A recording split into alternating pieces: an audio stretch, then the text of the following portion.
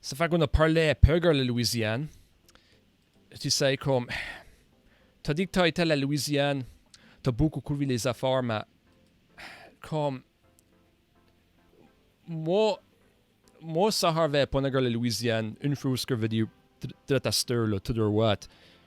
La vibe unique. C'est pas seulement le français. Dans ton chair, là, qu'est-ce que la vibe unique de la Louisiane?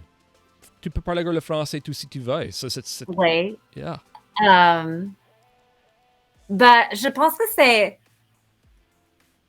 non, ce n'est pas seulement la langue, c'est aussi la culture. Bien sûr.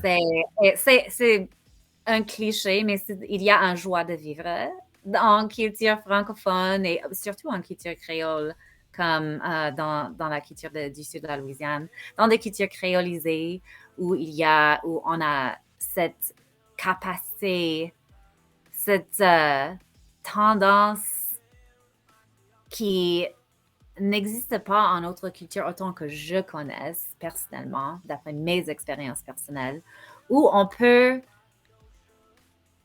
assimiler une partie, un aspect d'une autre culture sans diluer cette contribution et aussi les différentes ethnies ou des différentes cultures d'origine en Louisiane. Ils restent toujours très attachés à leur culture d'origine. Et je vais te donner un exemple parce que je pense que c'est mieux d'avoir des exemples. Mais pour ce qui me fascine le plus, si tu regardes les Acadiens, par exemple, les Acadiens de la Louisiane, les Cajuns.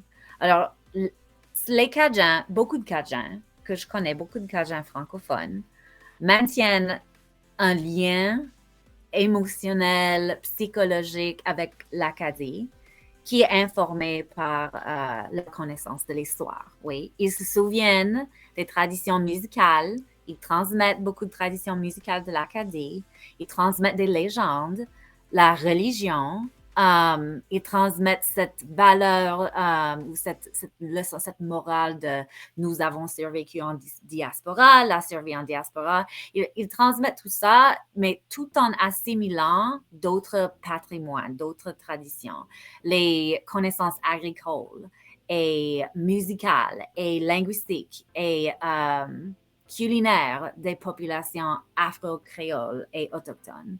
Et puis, l'envers est tout à fait vrai aussi. Les créoles de couleur et les autochtones, eux, ils peuvent maintenir leur lien spirituel et leur tradition orale avec leur culture d'origine. Mais pour les créoles de couleur, par exemple, ils ont inventé le genre de musique, le zydeco, en intégrant des styles musicaux qu'ils ont appris des immigrants allemands.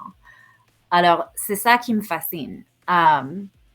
Et je pense que la Louisiane, c'est une excellente exception à la règle de l'assimilation que nous voyons dans la plupart des États